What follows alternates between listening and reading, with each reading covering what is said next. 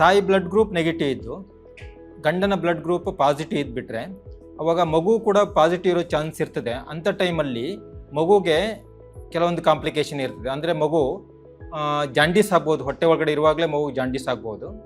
ಮಗುಗೆ ರಕ್ತ ಕಣಗಳು ಡ್ಯಾಮೇಜ್ ಆಗಿಬಿಟ್ಟು ಅದು ರಕ್ತಹೀನತೆ ಆಗಿಬಿಟ್ಟು ಮಗುದ ಹಾರ್ಟ್ ಫೇಲ್ಯೂರ್ ಆಗಿ ಮಗು ಹೊಟ್ಟೆ ಒಳಗಡೆ ತೊಂದರೆ ಆಗೋ ಚಾನ್ಸ್ಗಳಿರ್ತದೆ. ಹಾಗಾಗಿ ಆ ರೀತಿ ನೆಗೆಟಿವ್ ಪ್ರೆಗ್ನೆನ್ಸಿ ಅಂತ ಹೇಳ್ತೀವಿ.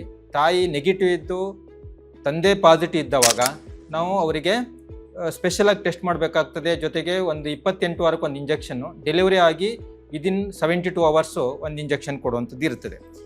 ಇವೆಲ್ಲ ತಾಯಿ ಬಗ್ಗೆ. ಆದರೆ ಮಗುದು ಬೇರೆ ಬೇರೆ ಕಾರಣಕ್ಕೆ BP ಇರ್ಬೋದು, ಶುಗರ್ ಇರ್ಬೋದು, ಥೈರಾಯ್ಡ್ ಇರ್ಬೋದು, ಬೇರೆ ಬೇರೆ ಕಾರಣಕ್ಕೆ ಮಗು ಹೊಟ್ಟೆ ಒಳಗಡೆ ಅದ್ರ ಗ್ರೋತ್ ಕಡಿಮೆ ಆಗೋ ಚಾನ್ಸ್ ಇರ್ತದೆ, ಬೆಳವಣಿಗೆ ಕಡಿಮೆ ಆಗೋ ಚಾನ್ಸ್ ಇರ್ತದೆ. ಅವಾಗಲೂ ಕೂಡ ಮಗು ಹುಟ್ಟಿದಾದ್ಮೇಲೆ ಹೆಲ್ದಿ ಆಗಿ ಇರಲಿಕ್ಕೆ ಸಾಧ್ಯ ಇರೋದಿಲ್ಲ ಅಂತ. ಅದೇ ರೀತಿ ಮಗು ಯೂಸಲಿ ನಾರ್ಮಲ್ ಆಗಿ ಮಗು ತಲೆ ಕೆಳಗೆ ಕಾಲು ಮೇಲೆ ಇರ್ತದೆ. ಇನ್ನು ಕೆಲವೊಂದು 3% ಕೇಸಲ್ಲಿ ಬ್ರೀಚ್ ಪ್ರೆಸೆಂಟೇಷನ್ ಅಂತೇಳಿ ಮಗು ಕಾಲು ಕೆಳಗೆ ತಲೆ ಮೇಲೆ ಇರೋದು, ಅಡ್ಡಡ್ಡೆ ಇರೋದು, ಇಂಥ ಟೈಮಲ್ಲಿ ಡೆಲಿವರಿ ಕಾಂಪ್ಲಿಕೇಶನ್ ಆಗಿ ತಾಯಿ ಮತ್ತು ಮಗುಗೆ ತೊಂದರೆ ಆಗೋ ಚಾನ್ಸ್ ಇರ್ತದೆ.